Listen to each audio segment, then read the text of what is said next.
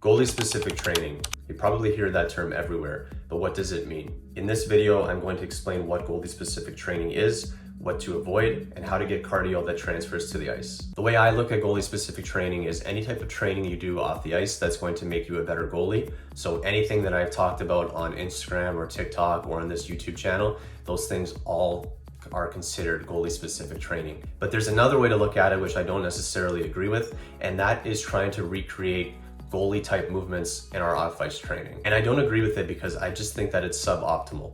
There's no way we can recreate what we do on the ice in our house or in a gym or on the track. Goaltending is very unique. It is very specific to exactly what we do on the ice. We have skates, we have equipment, we have people shooting pucks at us. And no matter what we do, nothing off the ice can come close to that. When it comes to cardio, let's look at what it means to be fit. So a marathon runner is fit for marathon running. Same thing with a swimmer. Their body is in shape for swimming. Now, both of those athletes will have good cardiovascular systems, but they don't necessarily transfer over to each other. So if you put a marathon runner in a swim race, I bet that they're gonna get tired fairly quickly. Their body is just not used to swimming and the movements that it demands. Hockey is no different. If you take a marathon runner again and you put them in net for the first time, I guarantee that they're gonna get tired pretty quickly. They're just not used to goaltending, they're not used to the equipment, they're not good skaters probably, so everything is gonna be a little bit more tiring for them and they're going to gas out quickly. Think about how much easier things are when you're efficient. When the movements are easy for you, they take less energy, and so of course you get less tired. Think about a goalie like Andrei Vasilevsky. His skating and other movements are so good and so precise that he wastes no energy. And over the years of playing hockey, he's trained his body and his cardio to handle goaltending and all of the energy demands of the position. So the answer is simple. To be in shape for hockey, play hockey. That means if you're a new goalie and you want to improve your cardio, the number one thing you can do is just get on the ice.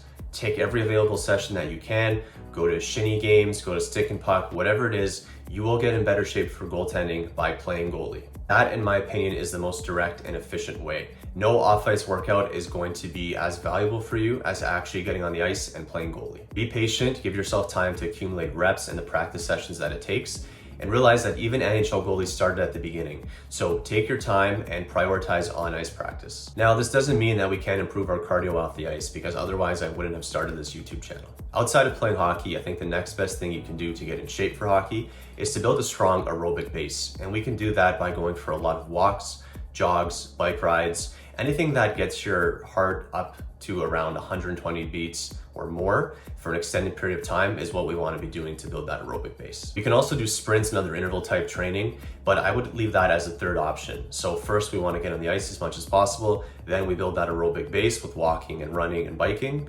And then if we need more cardio, we can add in sprints and interval type training. I don't think you'll find it necessary, especially if you're on the ice a lot, but it is a nice option to have if you want to increase your cardio at a later date. Don't forget to weight train as well, because the stronger we get, the less energy each movement takes from us, so we can play longer without getting tired. In summary, for goalie-specific cardio, you want to get on the ice and play goalie. Nothing else will replicate that. It is the best thing you can do if you want to get in shape to play the position. The next best thing you can do is build an aerobic base.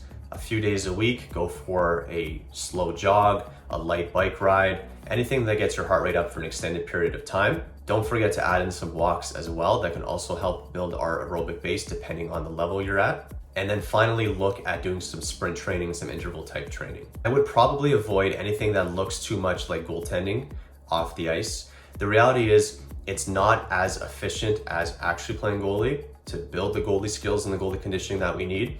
And it's not as efficient as building an aerobic base with general cardio activities. It's somewhere in the middle, and I think it is kind of a waste of our time if we're doing that instead of one of the other two activities. That doesn't mean that it can't be effective. I'm sure many people have had results with doing that type of training.